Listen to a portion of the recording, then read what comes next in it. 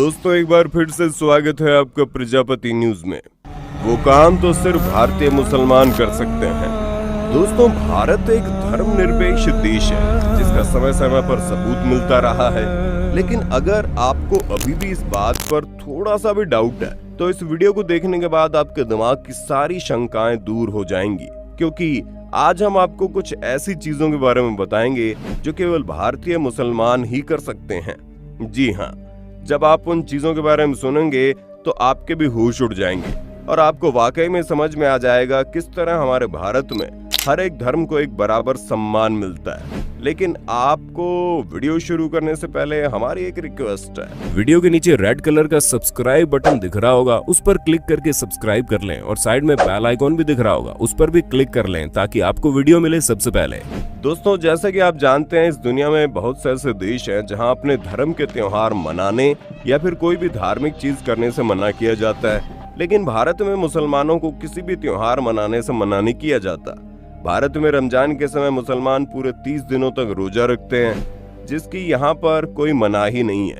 लेकिन अगर हम चाइना के बारे में बात करें तो हालात कुछ और ही बयां करते हैं। चाइनीज गवर्नमेंट के द्वारा लागू किए जाने वाले नए नियम के अनुसार चाइना के नॉर्थ वेस्ट में स्थित जिंगजियांग रीजन में छात्रों, government agency, local party organisation, civil servant और गवर्नमेंट ऑफिस में काम करने वाले मुस्लिम लोगों के ऊपर रमजान में रोजा रखने पर प्रतिबंध है। जी हाँ, वो इन जगहों पर रहकर खुद से भूखे भी नहीं रह सकते, जबकि भारत में ऐसी कोई मनाही नहीं है, क्योंकि हमारा भारत एक ऐसा देश है जहाँ किसी भी धार्मिक मान्यताओं का अपमान नहीं किया जाता।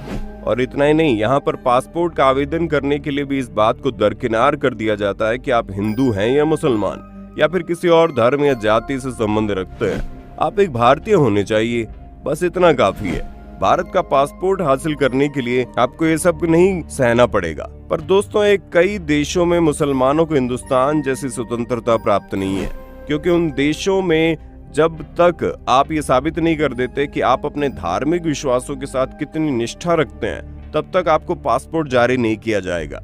उदाहरण के तौर पर अगर पाकिस्तान को देखा जाए तो दोस्तों ये बहुत दूर नहीं है, हमारा पड़ोसी मुल्क है जो कभी भारत का हिस्सा हुआ करता था।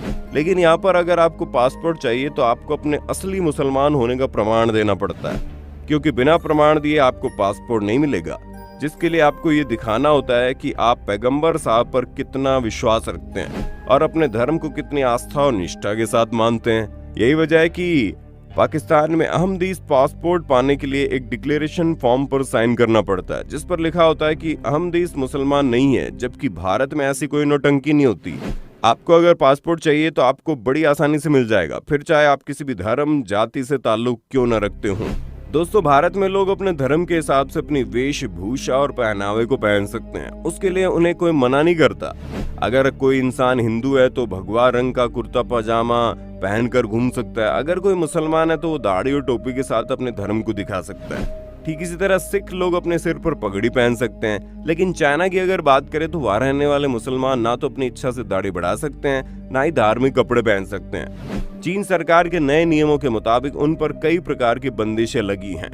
दोस्तों भारत के मुसलमानों को ये पूरी आजादी मिलती है कि वो किसी भी देश में घूमने, पढ़ने या फिर व्यापार करने के लिए जा सकते हैं। भारतीय मुसलमान किसी भी देश की यात्रा करने के लिए स्वतंत्र हैं और भारत में होने वाले उनको किसी भी देश का वीजा बड़ी आसानी से प्राप्त हो जाता है। लेकिन सभी देशों के मुसलमान इतने ज्यादा भाग्यशाली नहीं होते। Syria, Libya, Iran, Somalia, Sudan और यमन देशों के मुसलमानों पर अमेरिका जैसे कई और देशों ने अपने देश आने पर प्रतिबंध लगा रखा है और उन्हें वहां का वीजा नहीं दिया जाता। यानी अगर कोई सीरिया में रहने वाला मुसलमान चाहे कि वो अमेरिका में घूमने जाए या फिर पढ़ाई करने जाए तो अमेरिका उसे अपने देश में आने ही नहीं देगा।